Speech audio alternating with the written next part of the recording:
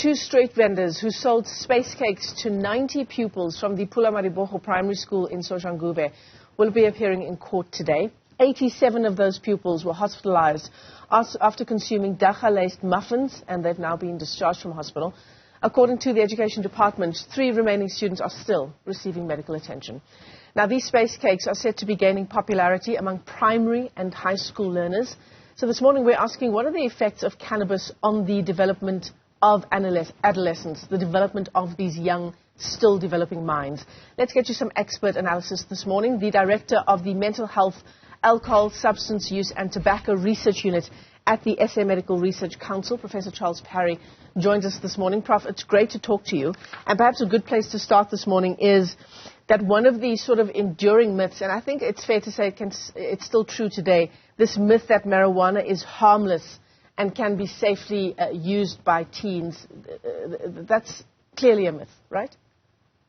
Certainly. I mean, I've been quite involved in some of the legislation and been working in this area for many years. And one of my biggest concerns about the shift towards legalizing private use of cannabis is the greater exposure that will give to younger people. And I think the adolescent brain, and in so many ways, it's not something we want to see an increase in adolescent use of this substance.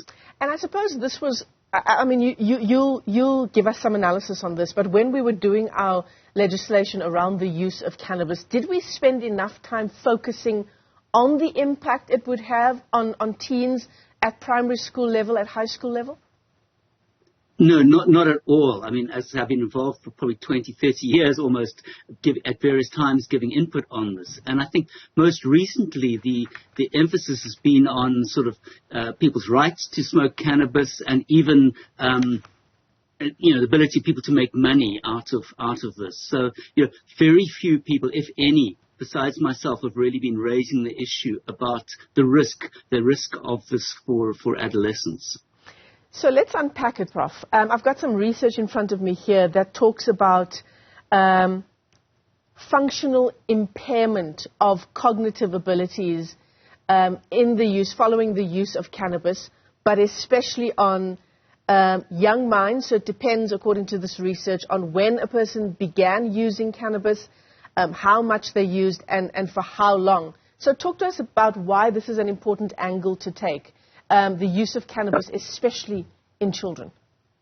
Right. And I'll do that. But if you don't mind, I'm just going to quickly talk to, the data. We're finding quite a few young people in treatment for cannabis use. In fact, if we look at the latest data for the last half of last year for Gauteng, which is where this incident took place, we have 709 young people in treatment for cannabis-related problems. So it's something that's there, but it's not getting the attention it needs. It's a hallucinogen. And, the law doesn't allow for the sale of the substance at all at this time. So it's illegal behavior anyway. So, getting to the issue, I mean, adolescents are more vulnerable than adolescents to the negative effects of cannabinoids, and particularly delta-9 tetrahydrocannabinol, THC. That's the active ingredient in cannabis. And when we focus on brain development, it depends on how much people are getting, as you pointed out. And we don't know if these young people were innocently buying muffins and they were just laced without them knowing, or if this is something they knowingly did and have been doing regularly. And obviously the effects are different.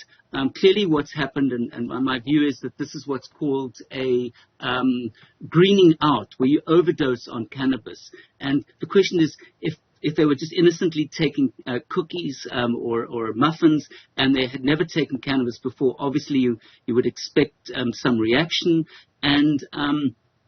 And also what might have happened is the person baking these muffins might have put, you can't really tell how much dose of cannabis you're putting into them. So if they've been taking it regularly, then the effects on the brain are of much more concern than if it was just an acute once-off and they didn't know they were doing it.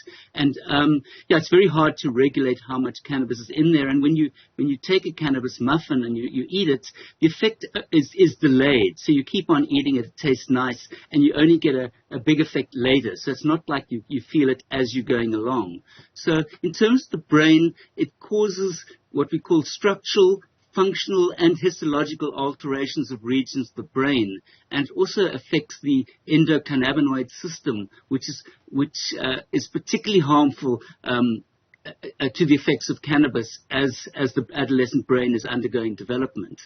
And particularly prolonged use of cannabis during adolescence disrupts the neuromaturation process. That's the development of what's going on in the brain neurologically.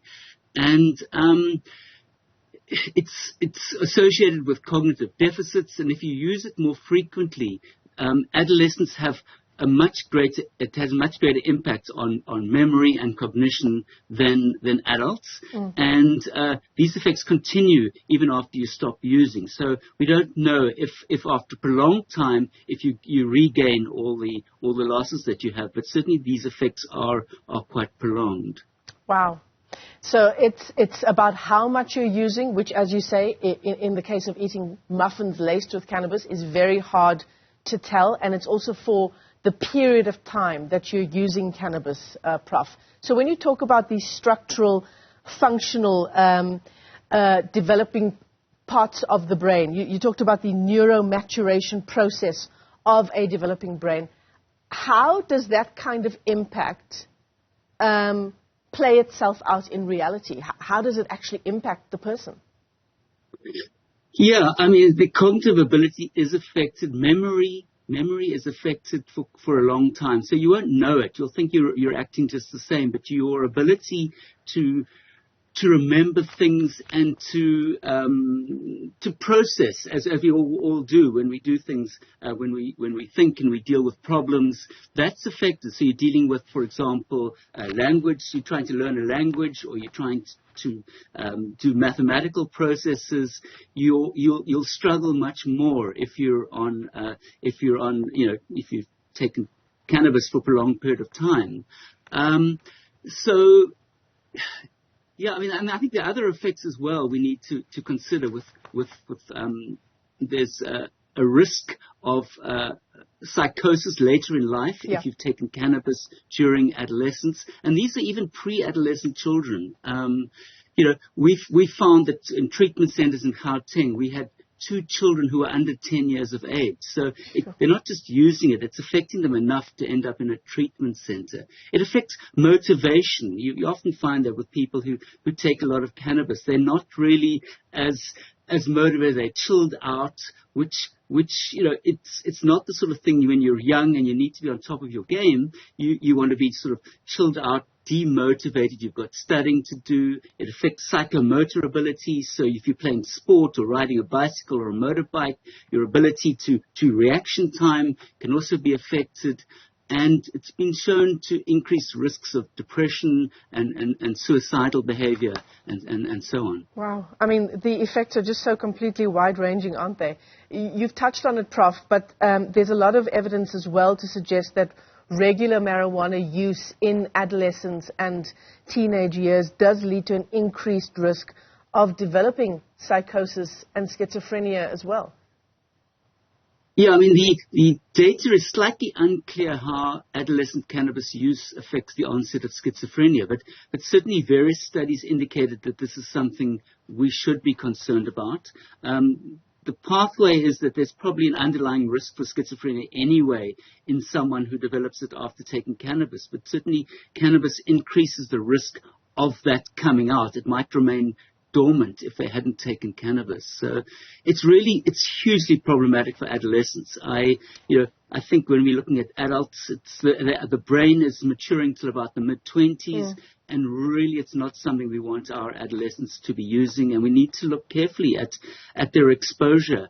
And and certainly these people were probably trying to make money out of it, and we need to look very carefully at even adults who are using it when they've got young children in the home and what they're modeling and things like that. Yeah, absolutely. I mean, there's even there's a suggestion, just doing some reading around the world on, what the norms and standards are for the legal use of marijuana. In Canada, it's actually suggested that the legal age should actually be, and you've talked about the mid-20s, in Canada they want the legal age to be 25. Probably because of that the point made that the adolescent, the brain and the young adult brain develops up to about 25 years of age. So yeah, it's and it's worrying because people are generally during that age are in a learning phase. They're sort of trying to develop a career or relationships. And I think often what I heard when I talked to colleagues years ago from the Cape Town Drug Counselling Centre, they were concerned that it really delays emotional development, which is something else that takes place during adolescence. And if you are, you're chilled out on cannabis, you probably don't learn, you're less likely to be developing emotionally. You avoid that till later on, and I think that's problematic. You've got to go through the various issues and not be sort of chilled out and not addressing the challenges, separating from your parents and those kind of things, because you're on this substance. So what do we do now, Prof? I mean, clearly we need to there needs to be some revision of the decision to legalize the use of marijuana, right? I mean, do we go back to the drawing board, and how do we get a process like that going? Well, certainly I think exposure for young people, they have to be protected. I'm not of the view that we should criminalize marijuana use. I think it's more of a public health issue, and we need to regulate. If it's being available, it needs to be highly regulated, taxed. We need to put money into education, into treatment, but we do need to protect young people. So, we need laws not permitting adults to smoke in a vehicle with the young people. We need to educate parents about the dangers of smoking marijuana around their children, and we need to look at, situations like penalties for people who do sell or provide marijuana to young people. But I think education is part of it. But I think we need to really look at what was happening here, and were the people profiting out of trying to sell muffins laced with marijuana? It's a worrying situation. Yeah, it's absolutely worrying. But as you say, a lot of it. Insofar as we need regulation of the industry, a lot of it does also stem from the home, right? What parents are modeling for their children. Prof, I want to ask you one more question about just the drug situation in our country. There's been, over the years, lots of discussions over whether marijuana is a gateway drug to other drugs. Where are we at now on that score? Yeah, I haven't done too much work or one paper on that, and it showed that it can, but it doesn't inevitably. It's not a sort of a inevitable, and I guess many people do use marijuana without progressing, but obviously it depends on. Some people will go through the route where they'll use marijuana and then move on to something that they feel is more powerful, or whatever reason draws them into it. But the gateway effect might be there, but as I said, it's not inevitable that people will use it. But what it does, exposes people to drug markets. If they're buying it from a certain vendor who then might decide, let me try and sell you this, I can make a better profit out of it, and then they're exposing themselves. They can expose themselves to that too. Professor Charles Parry, it's been an education talking to you this morning. Thank you so much for joining us on what is such an important story. He's the Director for Mental Health, Alcohol, Substance Use and Tobacco Research at the South African Medical Research Council. If you haven't been scared by what we've just discussed, please go look at this interview again. The devastating impact of cannabis usage from a young age. Important information indeed.